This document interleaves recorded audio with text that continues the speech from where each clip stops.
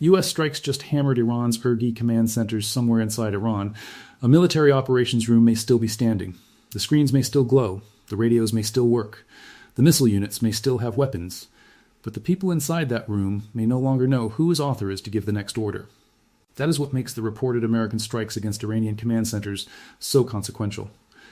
Destroying a launcher removes one weapon from the battlefield. Destroying a radar creates one temporary blind spot. Destroying a command network can disconnect dozens of surviving systems at the same time. Missile crews stop receiving updated coordinates. Drone operators lose access to intelligence. Air defense batteries cannot build a shared picture of the sky. Fast attack boats may not know which commercial vessel they are supposed to intercept. Regional commanders begin making decisions based on incomplete information. And political leaders may discover that the military forces supposedly under their control are becoming harder to reach. That appears to be the deeper objective behind the latest reported wave of U.S. strikes on Iran. Not simply to destroy more weapons, not simply to create larger explosions, but to hammer the organizational structure that allows the Islamic Revolutionary Guard Corps to function as one coordinated military institution. The dramatic version of the story is easy to imagine. American missiles enter Iranian airspace. IRGC headquarters disappear beneath explosions. Senior commanders are removed. The phones stop ringing. Iran's military machine goes dark. The confirmed picture is more complicated. According to the reporting described around this operation, U.S. Central Command announced strikes against Iranian command centers, air defense sites, missile and drone capabilities, and coastal surveillance infrastructure. Iranian sources separately reported air defense activity and explosions around Tehran during the same period. Those events may be connected. But the public information does not yet prove that one specifically named IRGC headquarters in the capital was destroyed. That distinction matters. Command centers were reportedly targeted. Tehran experienced military activity, but identifying an exact building, exact commanders, or exact damage without stronger evidence would turn analysis into speculation. The strategic meaning remains serious even without the most cinematic claim, because command and control infrastructure is the nervous system of a military. And once the nervous system begins failing, every surviving weapon becomes less reliable. To understand why, imagine how an Iranian missile attack might normally develop. A radar or drone identifies activity at an American base. The information is transmitted to a regional operations center. Officers compare it with satellite imagery, intelligence reports, and previous targeting data. Senior commanders decide whether the target is worth attacking. Political leadership may approve the escalation level. Coordinates are sent to a missile unit. The launcher moves. The crew receives the final instructions. Air defense systems prepare for possible retaliation. Other units may launch drones or decoys to complicate interception. Every stage requires communication. Now remove the central command node. The radar may still detect the base. The missile may still exist. The launcher may still be operational. But who confirms the target? Who approves the strike? Who coordinates the timing? Who determines whether the attack should be limited or overwhelming? Who warns neighboring units that American retaliation is coming? The weapon survives. The system around it begins to fracture. This is why a strike on command infrastructure can have effects far beyond the building that was hit. It can slow decisions, create conflicting orders, force commanders to use less secure communications, push leadership into temporary locations, separate political authority from military execution, and make every future Iranian response more difficult to coordinate. But there is a dangerous paradox. A fragmented military is not automatically a safer military. It may become less capable of conducting a large, precise campaign. It can also become more unpredictable. A central command structure can restrain units as well as direct them. Senior leadership may decide not to launch because the political cost is too high. It may order a missile unit to wait. It may cancel an attack after receiving a diplomatic message. It may limit the number of weapons fired to avoid killing Americans. When the communications architecture collapses, provincial commanders may act on their own judgment. One officer may believe retaliation is mandatory. Another may think silence means permission. A third may use outdated coordinates. A missile intended as a symbolic response may strike an occupied building. A drone may hit the wrong country. A local commander may escalate before Tehran understands what happened. So the United States faces a difficult calculation. Destroy enough of the IRGC's command system, and Iran's ability to organize attacks declines. Destroy too much too quickly, and Washington may be left facing scattered armed units with weapons, but no reliable central control. That is not necessarily deterrence. It can become organized uncertainty. The reported progression of the American campaign suggests command infrastructure did not become the first target by accident. Earlier strike waves focused heavily on Iran's coastal military architecture, radar systems near the Strait of Hormuz.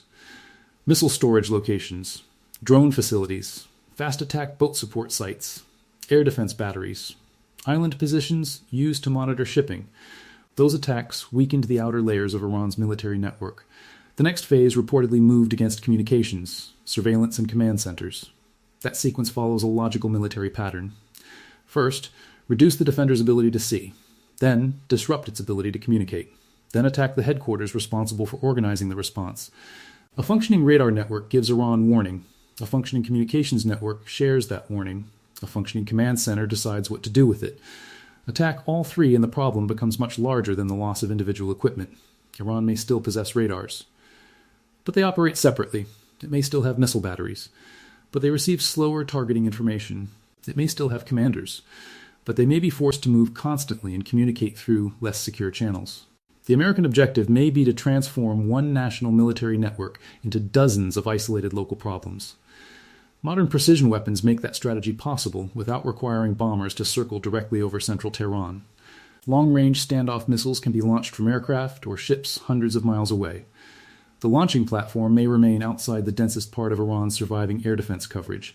The weapon then flies the final distance independently.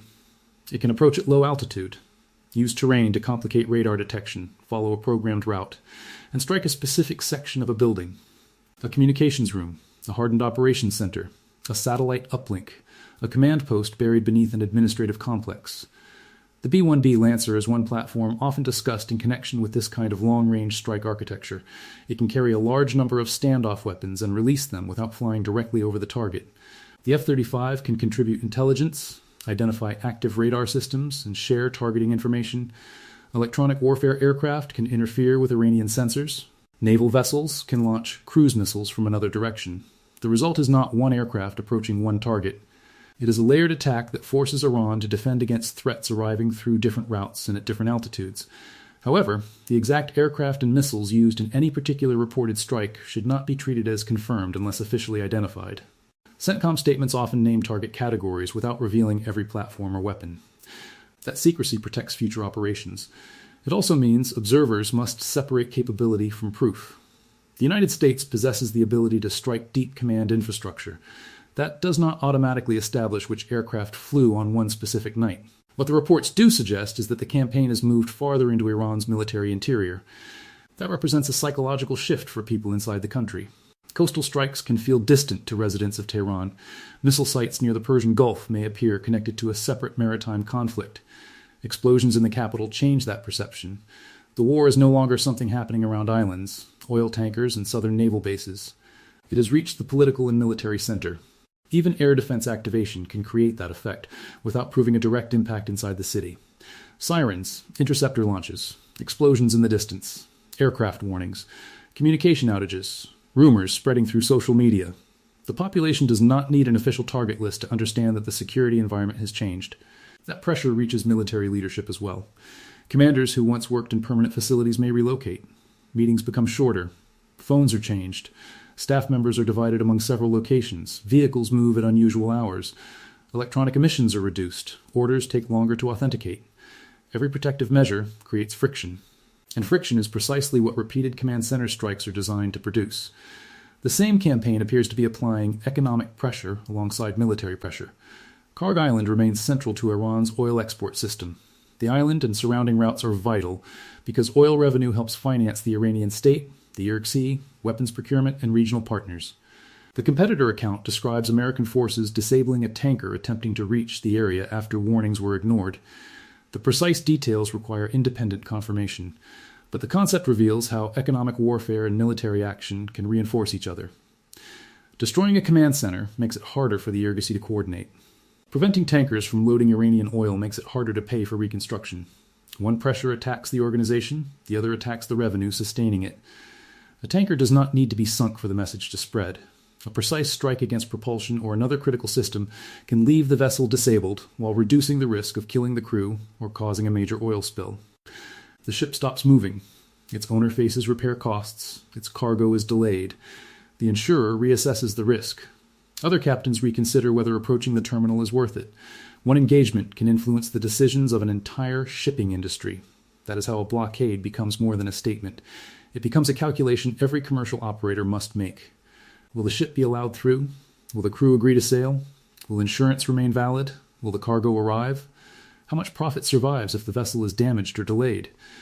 The United States may believe sustained pressure on oil exports will limit Iran's ability to replace missiles, drones, and air defense systems destroyed during the campaign. Iran may believe threatening global energy supplies will force international governments to pressure Washington instead. Both sides are using the same economic vulnerability in opposite directions. Iran threatens disruption. America threatens enforcement. The Strait of Hormuz sits between them. This is why even a limited incident near an Iraqi oil terminal matters. The competitor report describes a drone causing a temporary precautionary suspension without major damage. That should not be inflated into the destruction of Iraq's export system. But it demonstrates how quickly uncertainty can spread across Gulf energy infrastructure. A drone of unclear origin appears near a tanker. Loading pauses. Officials investigate. Insurance markets react. Oil traders begin pricing the risk of a broader disruption. The physical damage may be small. The economic effect can travel much farther. Iran's response to the growing pressure has reportedly been contradictory. One part of the state may release a detainee or allow a diplomatic gesture. Another declares that negotiations are impossible. Military spokesmen threaten unused capabilities. The IRG continues operations. Foreign ministry officials send different signals. Contradictory messaging can sometimes be deliberate. Governments often combine pressure and diplomacy. One institution threatens escalation, while another offers a way out. But repeated contradictions may also indicate weakening coordination. A diplomat may not know what the military plans. A military commander may not trust civilian negotiators. Political leaders may be receiving incomplete information. Different factions may be competing to control the response. That possibility becomes more serious when command centers and communication systems are under attack. The release of one U.S.-Iranian detainee could indicate that a back channel remains functional. Oman or Qatar may still be carrying messages. Officials may still be exploring a limited de-escalation. But one humanitarian gesture does not prove a broader agreement is developing. Other detainees may remain. Military operations continue. Public threats continue. And the institutions responsible for diplomacy may not control the units responsible for retaliation. This creates another dangerous paradox. The United States may strike command infrastructure to reduce Iran's ability to fight. Those same strikes can make it harder for Iran to negotiate a ceasefire. A diplomatic message must reach someone with authority. That person must communicate the decision to military units. The units must believe the order is genuine. They must have working channels through which to obey it. If the command system becomes fragmented, even an agreement at the political level may not stop every armed unit immediately. The communication network supporting war is often the same network required to end it. Washington, therefore, has to decide how much of Iran's command system it wants to destroy and what it wants to remain functional afterward. That question becomes even more important when considering Iran's claimed reserve capabilities. Iranian officials may say that large numbers of missiles and drones remain unused. Some of that may be psychological warfare.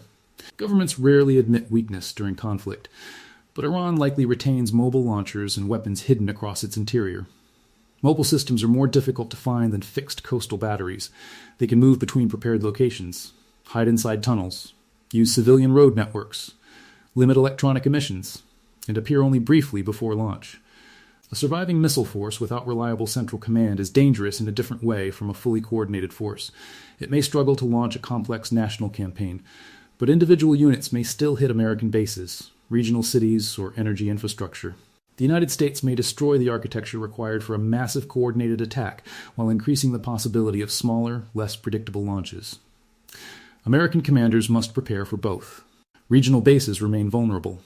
Jordan, Kuwait, Qatar, Bahrain, Iraq, the United Arab Emirates. Ships in the Persian Gulf. Airfields supporting American aircraft. Command centers housing personnel. Fuel storage. Radar stations. Iran does not need to defeat the United States conventionally. One missile penetrating one defensive layer could create casualties and trigger another round of retaliation. This is why command degradation must be measured against escalation risk. The most powerful military action is not always the one producing the largest explosion. It is the one creating the desired political behavior. Has the strike made Iran less willing to attack? Has it weakened the IRGC's control? Has it opened space for diplomacy?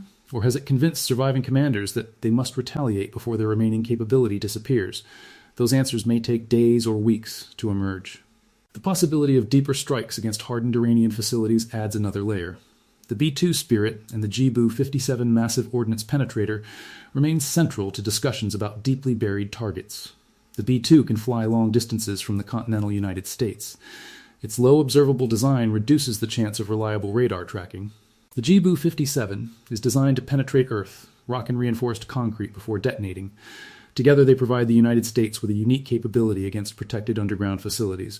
But command centers are not automatically deep enough to require the largest bunker buster. Many could be attacked with smaller precision weapons. A communications building may need one cruise missile. A hardened headquarters may require several penetrators. A facility buried beneath a mountain presents a completely different challenge. The target's construction determines the weapon. The existence of the B-2 does not prove it participated in every deep strike. Still, the threat of the aircraft affects Iranian planning. Commanders do not know which facility the United States considers valuable enough to receive the heaviest weapon. They must assume tunnels, mountain sites, and buried operations rooms may be vulnerable.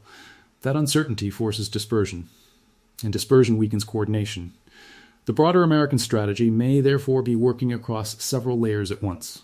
Destroy known command centers. Force surviving leaders underground.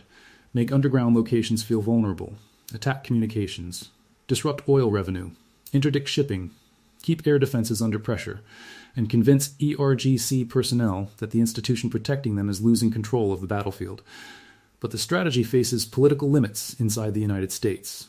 According to the competitor account, members of Congress have questioned or opposed continued hostilities. Public support may be weaker than the scale of military operations suggests. A campaign can achieve tactical success while losing political endurance. American aircraft may keep destroying targets. The administration still needs to explain the objective. Is the mission to protect shipping? Punish attacks on U.S. forces? Destroy Iran's missile capability? Force a nuclear agreement? Break the IRGC as an organization? Or create conditions for internal political change? Those are very different goals. A limited mission can be measured. Shipping attacks decline. Missile launches stop. A ceasefire is reached. A campaign aimed at dismantling the IRGC has no simple endpoint. The organization is embedded inside Iran's military, economy, and political system. Destroying it would require more than airstrikes against headquarters. Regional commands would remain. Security forces would remain. Financial networks would remain. Local units could reorganize, and other factions might compete to fill the vacuum. Comparing the IRGC to a terrorist organization such as ISIS may signal a desire for organizational destruction rather than limited deterrence. But rhetoric does not automatically establish a complete strategy. The United States must decide what it wants Iran to look like after the campaign. A weakened central government? A fragmented collection of armed groups? A negotiated state with restricted military capabilities? Or a fundamentally transformed political system? Military power can destroy command centers. It cannot guarantee which political structure replaces them. Israel's calculations are equally important. Israel has strong incentives to prevent Iran from rebuilding missile and nuclear capabilities. It may see American strikes on command infrastructure as an opportunity to expand pressure. It may also worry that a fragmented Iran becomes harder to predict. Israeli aircraft could re-enter the campaign. Iran could redirect surviving missiles toward Israeli cities. Regional armed groups could become active. A strike on a deeply buried nuclear facility could trigger another escalation cycle. Every new participant makes command and communication more complicated. The conflict is already spreading beyond the original dispute over shipping. Iran's border regions, Kurdish armed groups, Iraq, Gulf oil infrastructure, commercial tankers, regional bases, diplomatic hostage channels, nuclear facilities, command centers in the interior. Each front develops its own momentum, and each creates another opportunity for an accident or unauthorized action to become the next major turning point. That is why the latest command center strikes may matter more than another destroyed launcher. They signal that the war is moving closer to Iran's institutional core. The United States is no longer only attacking the machinery used to fight. It may now be attacking the machinery used to govern the fight. That could leave the Iraq weaker. It could leave it divided. It could force Tehran toward negotiations. Or it could create a more dangerous environment in which surviving units act with less supervision. The building struck may be only one part of the story. The real question is what happens to the decisions that used to pass through them. Who now receives the radar information? Who controls the remaining missiles? Who communicates with regional commanders? Who can authorize retaliation? Who can cancel it?